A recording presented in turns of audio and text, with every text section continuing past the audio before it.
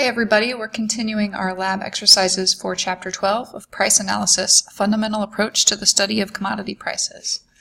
So at this point we have got our big CSV file all compiled from combining the CSV files of the monthly reports for December, January, and February. And you would have eliminated the intermediate column headers at pretty much the end of the last video. And just take a minute to make sure all of your rows look as they should.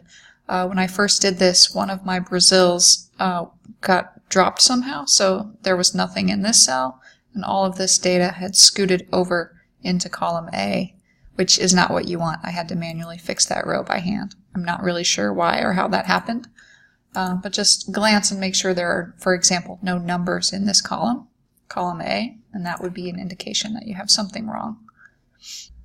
Now we're ready to create lookup values. So what we basically want to do is we want to make this table where we say, okay, I'm going to go and look up the values for Brazil, and we're going to get the production numbers for the 16-17 crop in the December report, the January report, and the February report. So essentially I'm trying to pull this value here for the December 16 Brazil cell. For the January 17 cell, I want to pull the next Brazil estimate, which is here. So this 103,778. And then I want a formula that will pull this value here, the 105, for the February value. Okay, so first set up your lookup table by arranging it in this way, and make sure you get your Brazil in the N4 cell, and then fill these important states below it as pictured, and put your date columns here in the P, starting with December in the P column, and you'll be able to copy and paste the formula that I've provided in the instructions. So over here in the instructions to this lab, I've got a formula here that you can just copy and paste into the Excel cell. And let me make sure I get this equal sign here. Control C, toggle back, and I'm going to paste it here. Alright, now this is a special kind of formula. Let me toggle back to talk about it. Actually, it's probably better if I talk about it in this Excel spreadsheet. So if I open up the formula, you can kind of take a look at what it's actually doing. This cell right here says if this value is equal to something from the A column, that's these names, then do something. So if something in the A column is equal to Brazil, go and find something, and in particular it's indicating go and find something here in this column I. So when the stuff in column A equals to Brazil, return the value that's in column I. And that's exactly what we want it to do. Now if we just press return, we're going to get the wrong number. Remember, we are expecting to get this number here, 102.446, but we don't. We get some other number, and you can find it somewhere in here.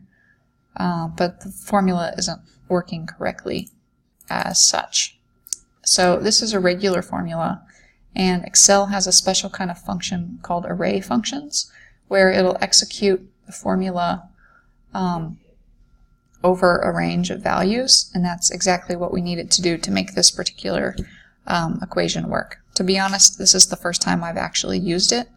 I just wanted to, the way I discovered this method is I was out there looking for how can I return multiple values from a VLOOKUP function. You may be more familiar with that if you've studied advanced Excel techniques before, and you can't return multiple values with a VLOOKUP, but this method using an array function will work.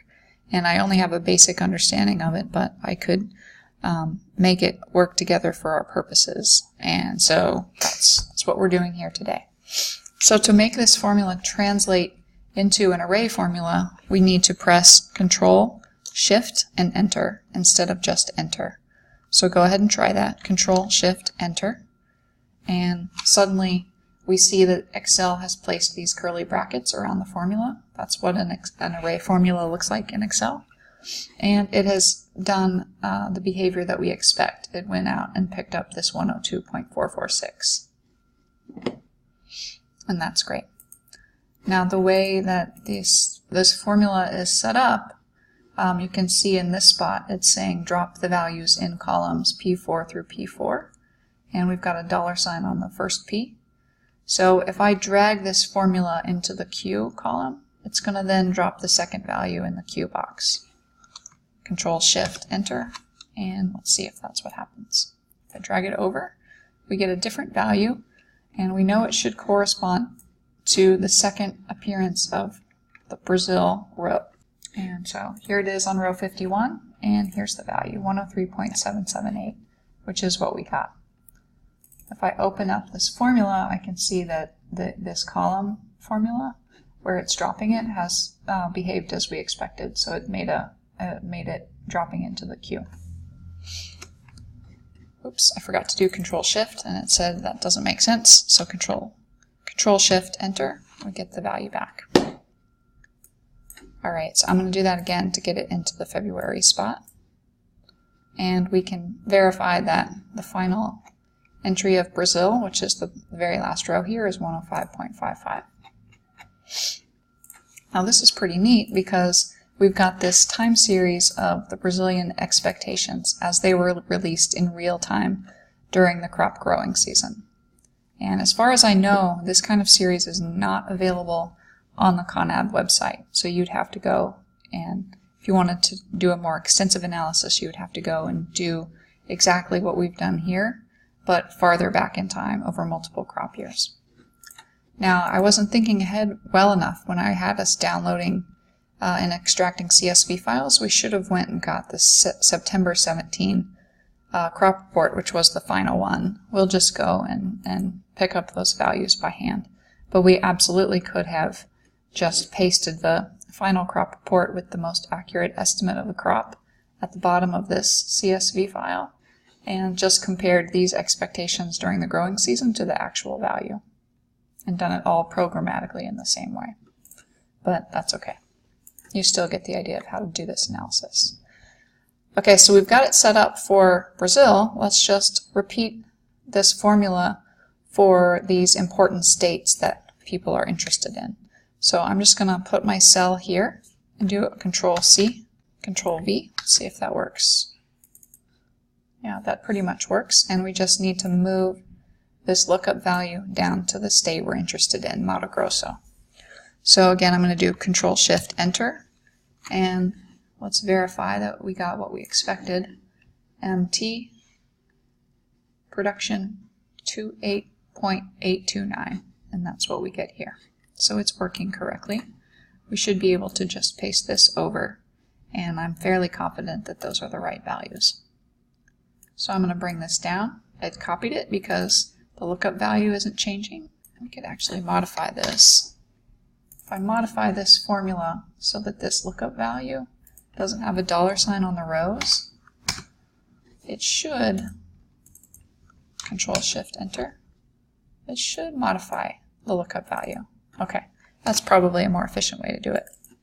Control-Shift-Enter, drag this way, and drag this way, and it's great. We can just fill it out like this.